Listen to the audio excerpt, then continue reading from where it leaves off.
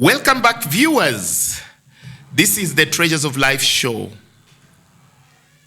My name is Jonas Simba. I am with Lucy Njenga, a poet, an editor, and an author. Our sign language interpreter is Irene Chebiwot. And our topic is developing in love. This is February 2026. They say February is the month of love. I don't know where you are positioned in terms of love. Now, Lucy, Yes. being a poet, is love for the immature? Is marriages for the immature? Are relationships for the immature? Just before we went for the break, we were talking about you loving yourself. Does it mean that if you do not love yourself, you are not mature enough for love? Oh, like I said, you cannot be in a capacity to love others if you do not love yourself. Again, you cannot be in a position to give what you do not have. So you have to possess love, first of all, for yourself, and then so that you're able to give it to others. Because when we are told to do to others what we'd like them to do to us, it means there's a certain type of treatment that we want to receive for others. There's a certain kind of feeling that we want for ourselves, and a certain kind of place that we want to see ourselves. That is because we care for our own selves. That is because we are committed to see ourselves thriving in the good. So we also need to think of that ourselves first, and then we know what it is we want for those others and what it is that we want to give to the next person. So you cannot love others without loving yourself first. And when you talk of marriage and immaturity and qualification for love, all are qualified for love, whether mature, immature, or whatever it is. Every human being is qualified for love at whatever stage of life they are in. And because now when you talk of maturity now, we might now go into marriage and ask whether they are mature enough to get into the institution of marriage, whether they are mature enough to be able to handle the challenges of marriage. But love, yes, they are always ready for marriage, for love, sorry. Then in that case, is a relationship for the immature? Or is it for everybody? So everybody is to learn in there. There is no qualified person for a relationship. Yes, because we cannot set and say these are the standards. However, there are principles that will ensure that the relationship is successful. So whether or not you are mature before the relationship, then now there is a demand for you to mature up and to match up and to embrace the principles if you want that relationship to be successful. Otherwise, by saying immature, I would want to imagine you meant not well prepared for it, maybe psychologically. Probably let me put it as a question. Yeah. It is said that people who are, prosperous in their different fields, they're very talented in banking, they're very talented in sports, they're very talented in music. Yes. And media, they're very talented in politics and leadership and governance. And even business. These great people, it is said they have problems when it comes to relationships. Is it that when you have a lot of money, you can't love? No, definitely not. Or, I don't want to touch on, anything that may bring issues here. Yeah, but if you look around different countries and you visit royal palaces, I don't want to mention any palace because, but if you go to Uganda, go even to Europe, go to America, go to London. By the way, UK, what's the difference? UK and Britain? Oh, the Great Britain has Ireland. Well, the Great Britain United has Kingdom, Ireland. Yeah. United Kingdom has doesn't have Ireland. Doesn't have Ireland. Yeah. Okay. Scotland, Wales, and the rest. But okay, I can't hear you. I'm struggling. It has Scotland. Yes. It has Wales. Yes. What's the other one? Scotland, Wales, Wales. and Britain. Yeah. Or is it Britain?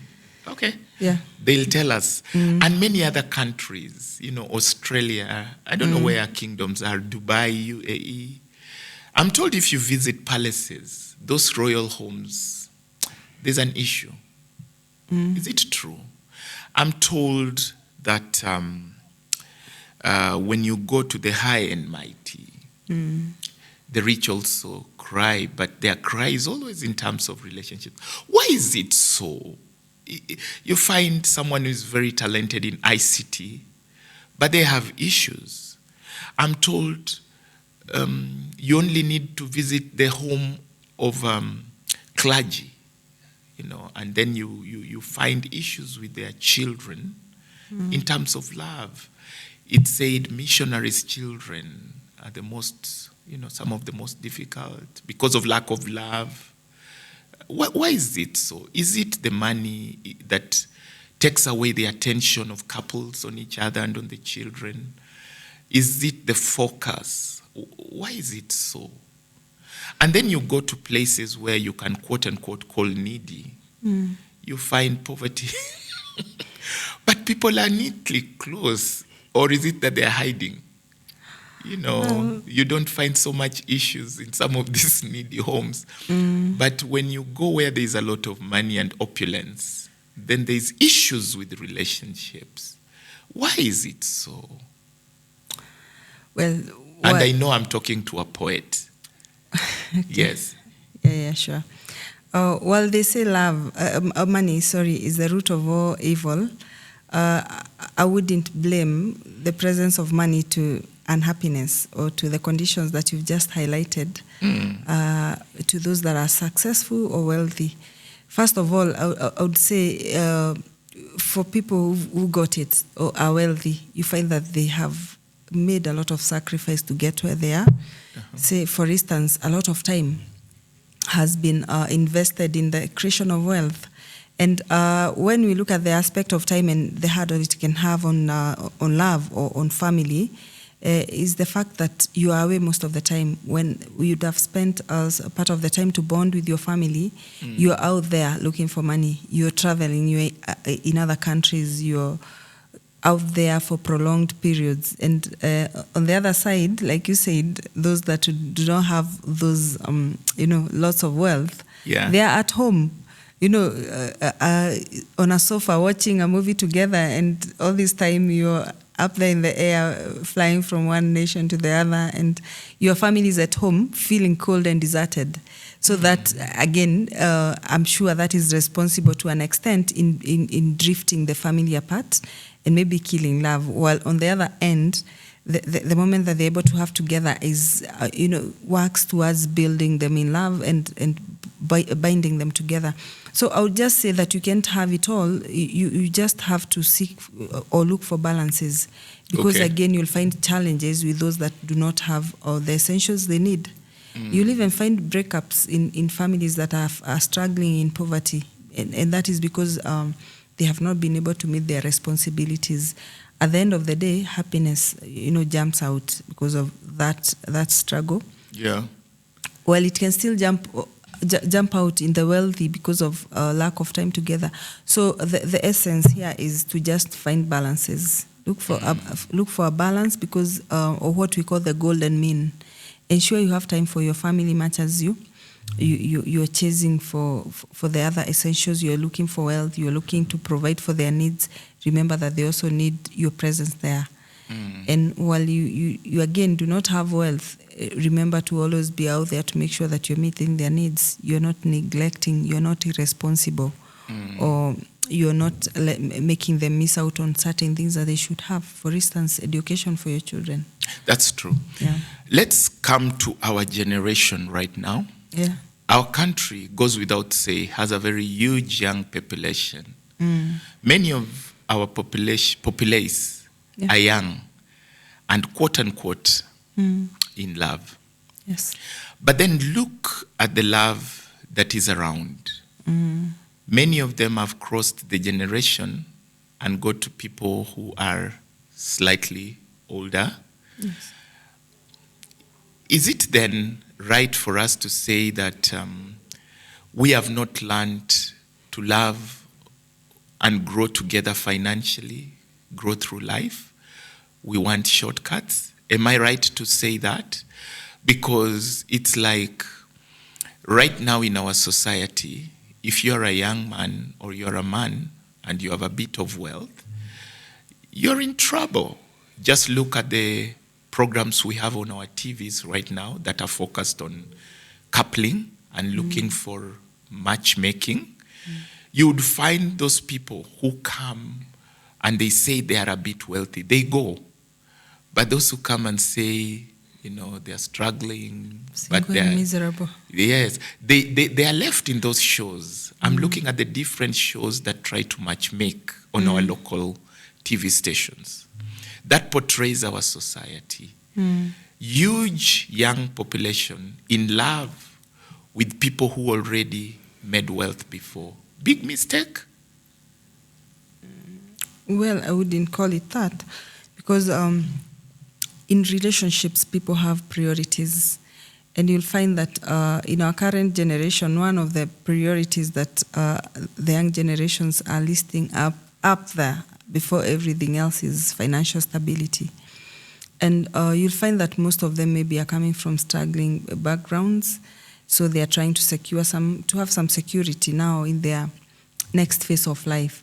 Or they are coming from very well-up families and they do not want to mix up the image, ruin it, or now go to struggling after having a soft life in the first phase.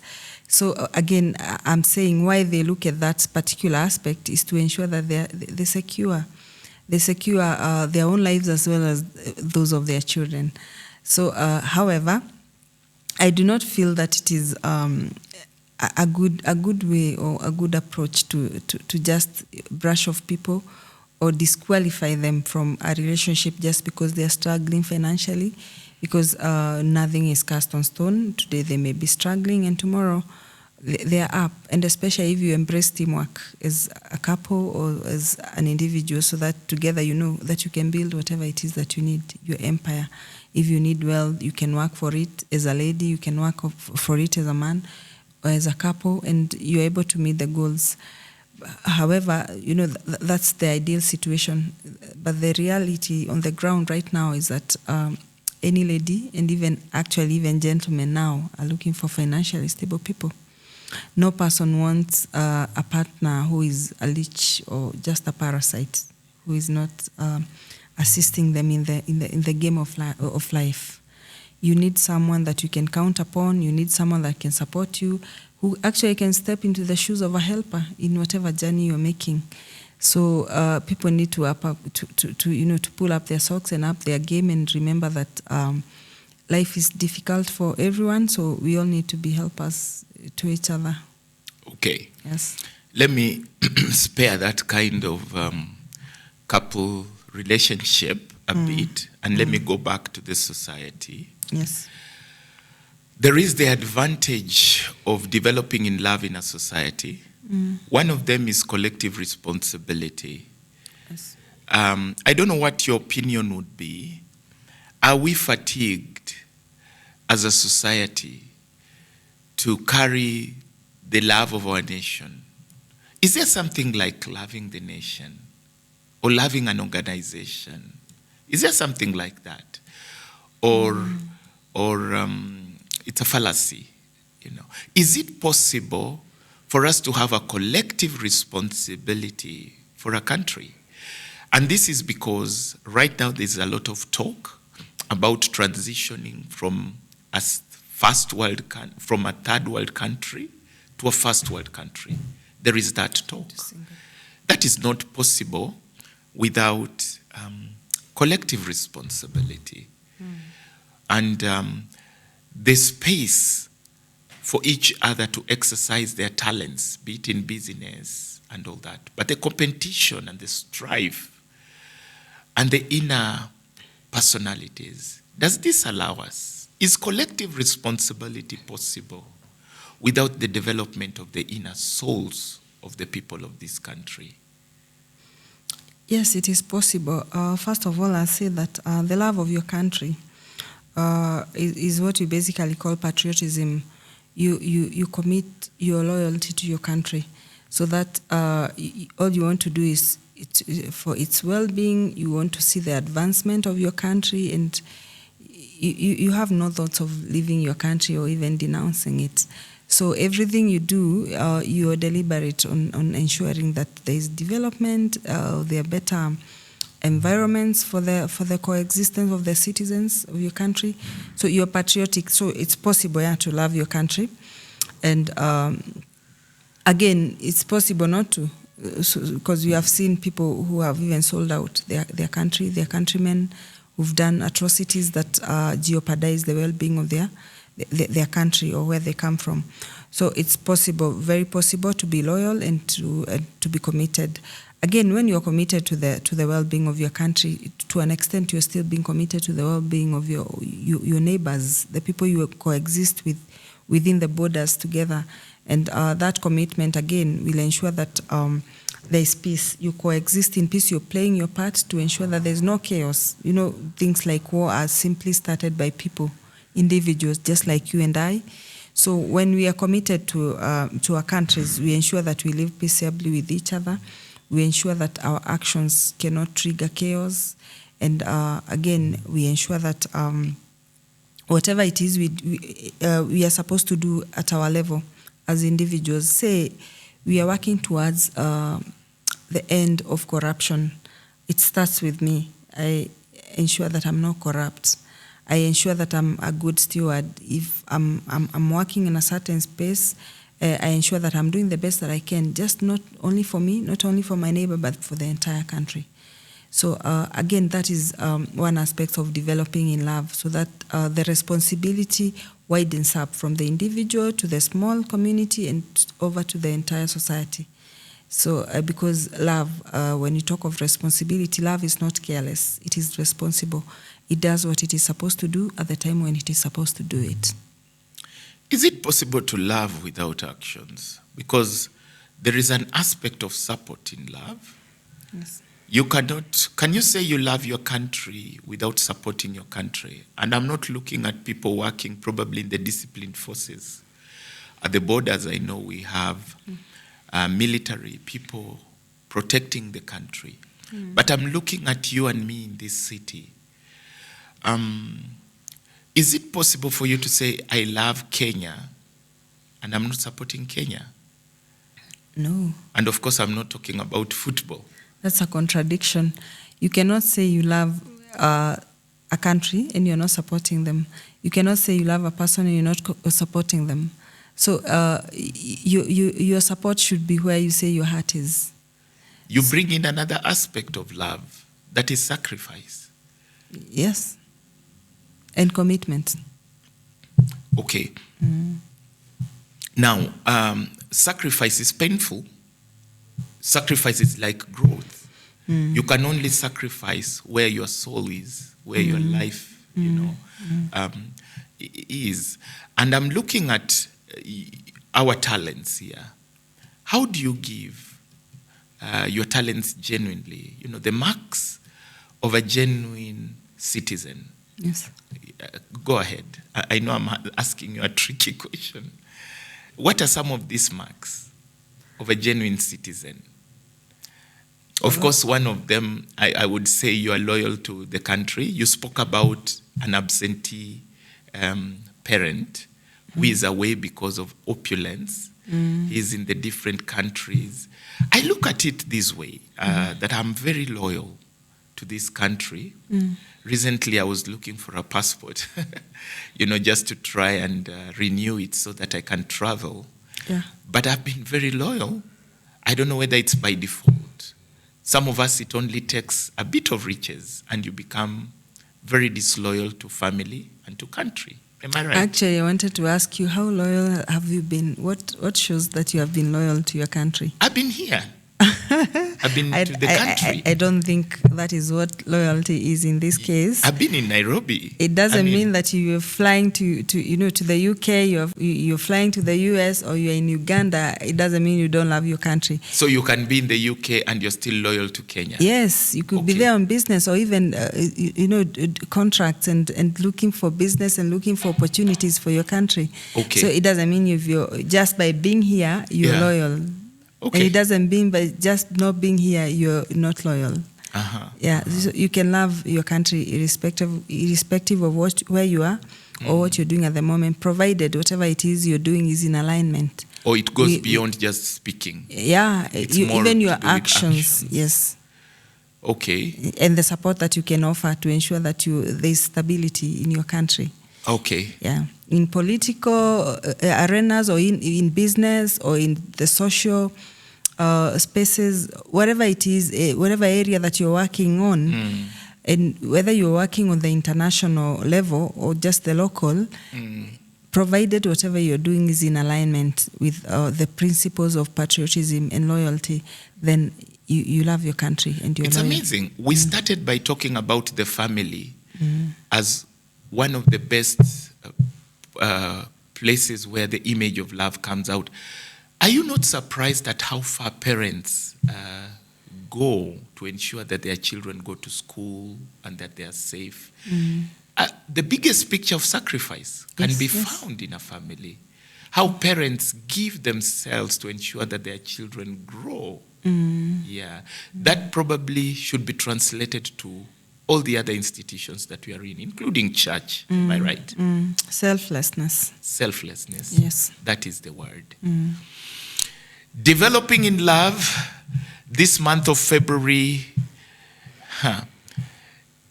is painful because you have to be selfless. And even as I bring Lucy Njenga into more of our shows this month of February, I want you to introspect, look at yourself. Are you selfless enough for family, for nation, for religion? Are you selfless enough for the things that you say you love, including your work? Those are the places I want you to introspect. It is a process. Am I right? Yes. Okay. Yes. However, we wish you a month of love. This has been the Treasures of Life show. My name is Jonas Simba. I've been with Lucy Njenga. Our sign language interpreter is Irene Chebiwot. See you next week on the Treasures of Life show. Bye-bye.